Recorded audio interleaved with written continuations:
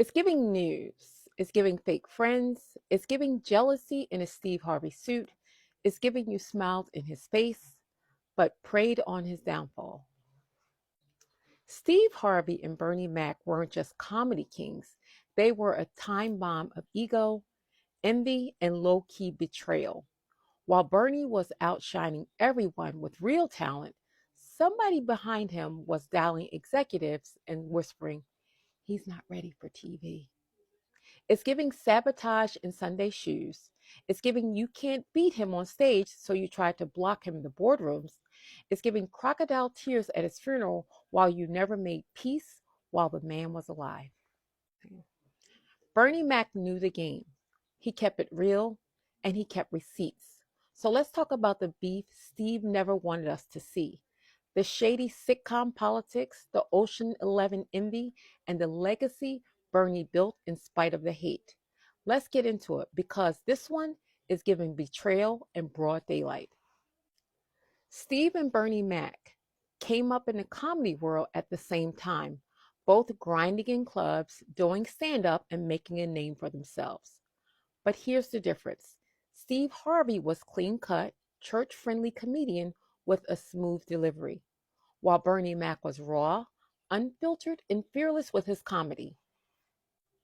So when they teamed up with Cedric the Entertainer and D.L. Hughley for the original Kings of Comedy tour in 2000, it was a game changer for the Black community. But behind the scenes, Steve Harvey allegedly was not feeling how things were playing out. If you saw the original Kings of Comedy special, you already know Bernie Mac shut it down every night. He closed the show because no one could follow him. His famous I ain't scared of you MFers line became legendary. Fans left the arena talking about Bernie Mac, but not Steve Harvey. And allegedly, this is where the jealousy started creeping in.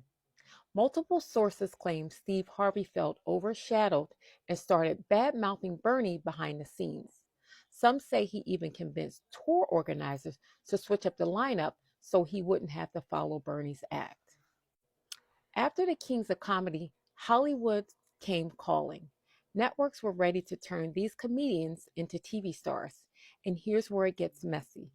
Bernie Mac was up for the Bernie Mac Show, a sitcom based on his real life experience as an uncle raising his sister's kids.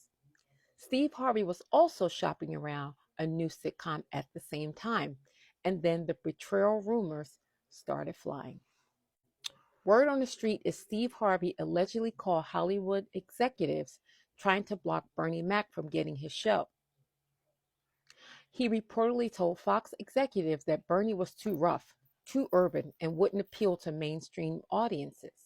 Some even say he pitched himself for the same role Bernie was being considered for. But guess what? Hollywood chose Bernie Mac anyway. The Bernie Mac show premiered in 2001, became an instant hit, won multiple Emmy Awards, and cemented Bernie Mac as a comedy icon. Meanwhile, Steve Harvey's sitcom, The Steve Harvey Show, has already ended by 2002 and never reached Bernie level of success. After the success of the Bernie Mac show, Hollywood didn't stop there. They cast Bernie in a major movie, Ocean's 11, in 2001. Bernie landed the role of Frank Caton, a smooth-talking inside man working at the casino. The movie starred George Clooney, Brad Pitt, and Matt Damon, Hollywood's biggest A-listers. It made $450 million plus at the box office, launching Bernie's career into a movie star status. And guess who allegedly wasn't happy about it? Steve. Reports say that Steve felt slighted that Bernie Mac was being chosen for major Hollywood projects while he was stuck hosting daytime television. At this point, their friendship had fully crumbled behind the scenes. Very sad. When Bernie Mac tragically passed away in 2008 due to complications from pneumonia, the comedy world was devastated. Steve Harvey broke down crying on his radio, saying he regretted never fixing their friendship. Was this just friendly competition that went too far, or did Steve Harvey really try to block Bernie Mac's success out of jealousy? Drop down in the comments. Let me know your thoughts. Thanks.